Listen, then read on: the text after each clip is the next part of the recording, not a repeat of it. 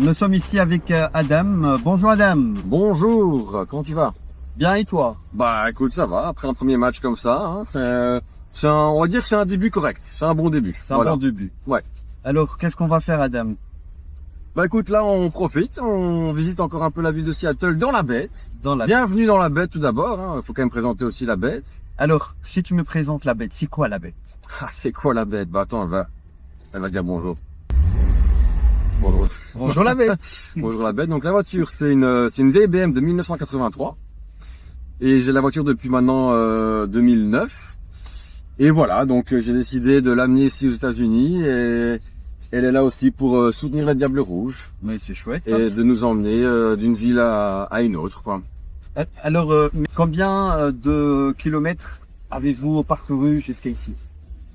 Attends, je regarde le compteur. Mais en fait, je sais pas si le compteur il marche vraiment bien, mais je crois que j'étais à 203 000 et là je suis à 208 000 en tout, donc je dois faire 5000, plus ou moins 5600 bornes en tout. Et pourquoi vous avez choisi le voyage en voiture? Quel est le message ou quel est le but? Alors, c'est un mélange en fait de mes passions, donc le football, le voyage et aussi le plaisir de conduire, ça, le soi-disant de BMW. Donc voilà, les vieilles voitures et voilà. Donc j'ai voulu combiner ces trois passions en une et juste de profiter du moment, de partager ça avec les gens que je rencontre sur la route, tout au long du voyage et aussi forcément qu'on arrive sur place avec les supporters, quoi. Et ça fait combien de temps que vous avez décidé de venir en voiture jusqu'ici? L'idée me trottait déjà depuis un petit temps.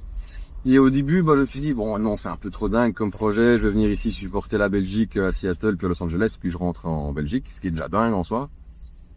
Et puis en fait, au moment, c'est ma femme qui m'a dit, écoute, t'as ce projet en tête, vas-y, je crois. Et comme ma femme a dit de le faire, faut toujours écouter sa femme. Hein, je suis marié depuis 1 an, elle m'a dit, voilà. Donc, voilà, j'ai écouté ma femme en fait. Allez, c'est chouette. Et Adam, le moment le plus fou de ton départ de la Belgique jusqu'ici?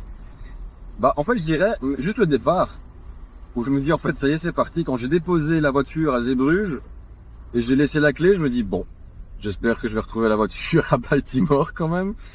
Et après, honnêtement, en fait, tout le voyage, et dans chaque état, il s'est passé quelque chose, et ici, c'était quand même assez puissant, c'était fort de pouvoir partager ça avec tous les supporters belges, parce que j'avoue que tout le voyage seul, on est dans le Montana, il n'y a pas grand monde, je me sentais un petit peu seul. Et d'arriver ici, de pouvoir enfin échanger avec tout le monde et de retrouver les supporters belges, et pas que les supporters belges, en fait, tout le monde.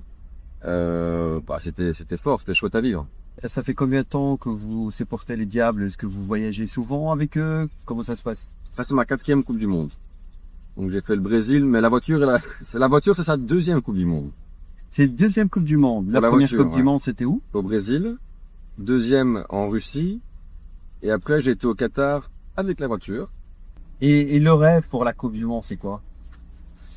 Pour la Belgique, pour nous, pour toi, pour la Belgique? Bien sûr, c'est d'aller quand même le plus loin possible, c'est de revivre les mêmes émotions qu'en 2018, en 2022, hein. Et juste qu'on vibre, hein. C'est ça,